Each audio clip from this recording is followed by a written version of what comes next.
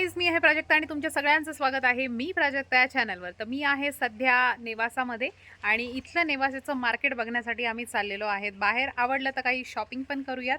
तर इथून जायला आम्हाला जाताना इथे रिक्षा वगैरे अवेलेबल नसतात, सो टू व्हीलरवर जावं लागणार आहे आणि तिथून पुढे आम्ही बसनी जाणार आहोत. तर चला जाऊयात नेवासा मार्केट. तर आम्ही निघालेलो आहे आता नेवासा मार्केटला. बस काय वेळेवर अवेलेबल नव्हती, सो आम्ही रिक्षा पकडली आणि सरळ पोहोचलो नेवासामध्ये. तर आम्ही नेवासाला स्टँडवर पोहोचलेलो आहे, म्हणजे रिक्षाने आलो, परंतु स्टँडवरूनच तिथे 1-2 शॉप होते, सो त्या रोडनी गेलो आणि साडीच्या दुकानात गेलो.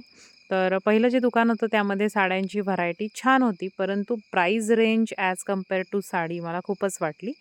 काही 1-2 साड्या मला आवडल्या, सो तो इथे तुम्ही बघू शकता. हे पॅटर्न मला जरा ओके वाटलं आणि बऱ्याच वेळा असं होतं की आपण छोट्या गावात आल्यानंतर तिथले लोकं ज्या पद्धतीच्या साड्या घेतात तशाच साड्या तुम्हाला तिथे बघायला मिळणार आणि आपल्याला मोठ्या शहरामध्ये किंवा आपण सिटीमध्ये राहत असलो की आपल्याला खूप नवीन पॅटर्न बघायला मिळतात आणि त्यामुळे हे पॅटर्न फारसे मनाला लुभावणारे वाटत नव्हते. तर बरेचसे साडीचे पॅटर्न आम्ही बघत होतो आणि खूप सारे कलरसुद्धा एका पॅटर्नमध्ये अवेलेबल होते. तर नवीन असे नव्हते, परंतु नॉर्मलमध्येच काही कलर छान दिसत होते साड्यांचे, सो त्यातला एखादा म्हटलं घ्यावा, परंतु प्राईज रेंज मला थोडीशी हाय वाटली. सो इथे हा जो कलर आहे तुम्ही बघू शकता, तो मला खूप आवडला होता आणि मी ठरवलं की म्हटलं बघूयात, जर दुसरी कुठली नाही आवडली तर तीच साडी घेऊयात. तोच कलर मला थोडासा छान आणि थोडासा युनिक वाटत होता. बाकीचे सगळे असे थोडे कॉमन कलरमध्ये दिसत होते. तर त्यामुळे मी म्हटलं थोडंसं बघूयात अंगावर टाकून की ती साडी कशी दिसतीये. तर अशा प्रकारची साडी होती, परंतु साडीच्या किमती मला खूपच वाटल्या. ही साधारणतः ₹1700 साडी होती, जी मी बघितलेली आहे. आणि अजून एक मी बघत होते, मोती कलरची एक साडी होती. मोती कलर आणि पिंक कलरचं एक कॉम्बिनेशन होतं. तर मोती कलरची साडी अजून माझ्याकडे नाही आहे, सो मी विचार केला की ती घेऊ की ही घेऊ, असं विचार करत होते. तर मावशीला मात्र दुसरीच आवडली. तर एक साडी घेतली आम्ही, या दोघींपैकी एकही नाही घेतली. एक साडी घेतली, ती तुम्हाला दाखवेल नेक्स्ट व्हिडिओमध्ये, त्याच्यावर जेव्हा ब्लाऊज वगैरे शिवून होईल तेव्हा. तर आता घरी आल्यानंतर आम्ही करंज्या करायला घेतल्या. आता तुम्ही म्हणाल दिवाळी तर संपली आहे आणि करंज्या का करायला घेतल्या? तर माझे जे आजी-आजोबा आहेत त्यांना गरम-गरम करंज्या खायला खूप आवडतात आणि त्यामुळे माझी आईचं खूप दिवसापासून चाललं होतं, की आपण आलोय तर त्यांना गरम-गरम करून खायला दिलं पाहिजे. कारण थंड फराळ आता सगळेच आपण घेऊन येतो, एकमेकांना देतो. परंतु गरम-गरम फराळ खाण्यामध्ये काही वेगळीच मजा असते. सो मी आणि मावशी आणि माझी आई आम्ही तिघी लागलो करंज्या करायला आल्यानंतर आणि करंज्या केल्या. आजोबांना छान गरम-गरम करंज्या त्या खाऊ घातल्या आणि त्यांना खरंच खूप आवडतात करंज्या. त्यामुळे म्हटलं चला करूयात.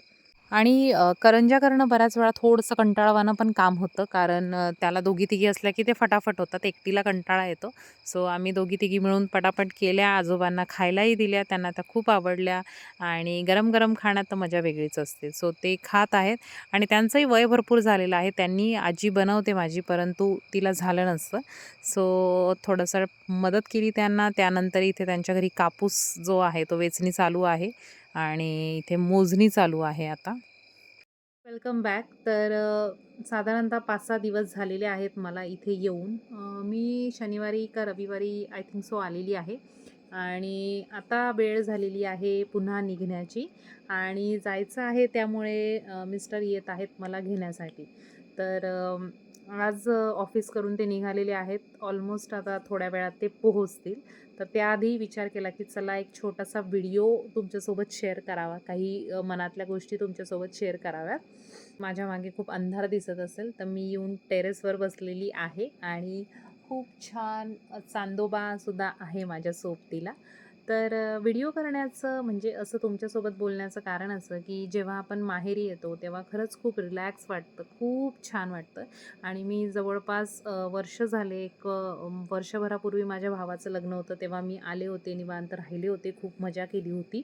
परंतु आता साधारणतः वर्षभराने मी अशी माहेरी आले, आजीकडे आले. मला आजीकडे खूप आवडतं, कारण मी लहानपणापासून माझ्या आजीकडे राहिलेली पण आहे आणि तिच्याशी खूप छान माझी बॉन्डिंग आहे, अटॅचमेंट आहे आणि त्यामुळे मी इथे आजीकडे, आई पण आलेली होती, भाऊ पण आलेला होता, मावशी पण आली, सगळ्यांचीच भेट झाली.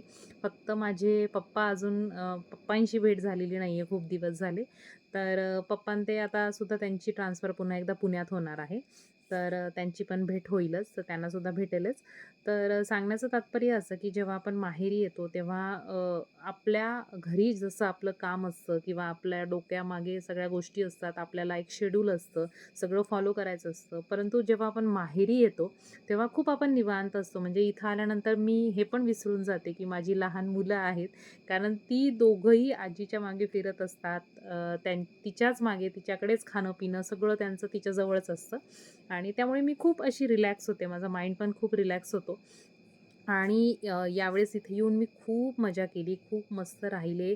चुलीवर स्वयंपाक केला. आता माझे मिस्टर कदाचित आज येतील आणि उद्या नाहीतर परवा आम्ही पुन्हा आमच्या घरी जाऊ आणि एकदा का आपल्या घरी गेल्यानंतर होतं असं, की पुन्हा आपलं रुटीन चालू झालं, की त्या रुटीनमधून परत बाहेर पडायला वेळ मिळत नाही. मुलांच्या शाळा असतात, परीक्षा असतात, त्यांच्या ॲक्टिव्हिटी असतात, अभ्यास असतो. आपलंही आता हे YouTubeचं माझंही काम चालू असतं आणि त्यामुळे मग शेड्यूल डिस्टर्ब करावंसं वाटत नाही. सो साधारणतः 1 ते 2 दिवसात आम्ही आता जाऊ पुन्हा एकदा आमच्या घरी.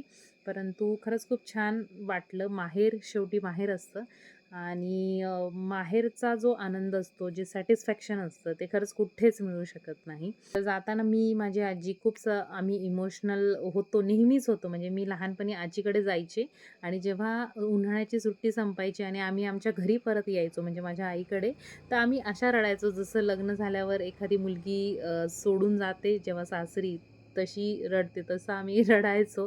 आजीला असं खूप मिठीत घेऊन रडायचो, की आम्हाला नाही जायचं आहे, आम्हाला इथेच राहायचं आहे. तर खूप छान होत्या तिच्या जवळच्या आठवणी लहानपणी. असं असतं प्रत्येकीचं माहेर आणि माहेरचं सुख. तर तुम्हीसुद्धा माहेरी जाऊन आलाच असताल, तर मला कमेंट करून नक्की सांगा, तुम्ही सगळ्यात जास्त कुणाला मिस करताय आणि माहेरची कुठली गोष्ट मिस करताय? तर मी तर मिस करेल ती गोष्ट इथून गेल्यानंतर ते म्हणजे एक आपल्याला आयतं-मायतं बऱ्याचशा गोष्टी मिळतात, ज्या आपल्याला घरामध्ये सगळ्या स्वतः कराव्या लागतात. जेवण असेल, बाकीचं कामाचं टेन्शन फार नसतं. थोडी-थोडी वरची कामं केली, की सगळं भागून जातं माहेरी आल्यानंतर.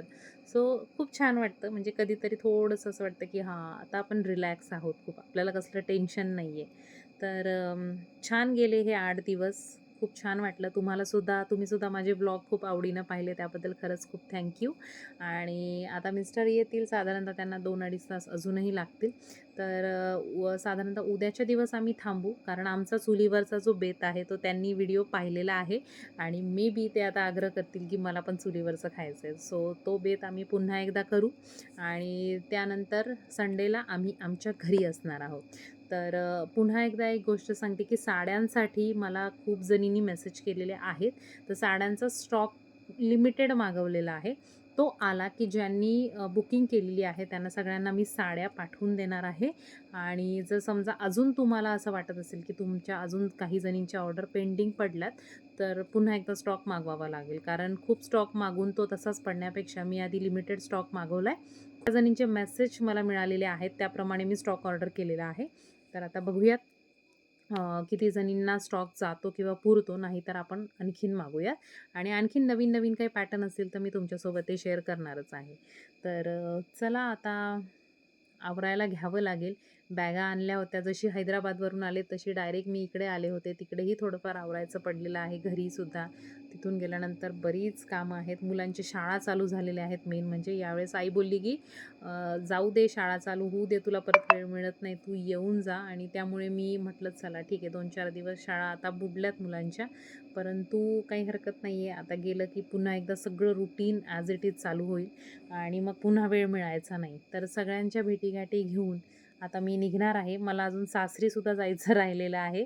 तर सासरी एखादा सॅटर्डे, संडे आम्ही प्लॅन करू आणि तिकडेसुद्धा नक्की जाऊ. तर चला आजचा व्हिडिओ इथेच थांबवते. चॅनलवर नवीन असेल तर सबस्क्राईब करायला विसरू नका हां.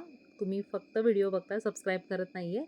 सो सबस्क्राईब करा. मलासुद्धा छान वाटतं. तुम्ही व्हिडिओ बघता, कमेंट करता छान-छान.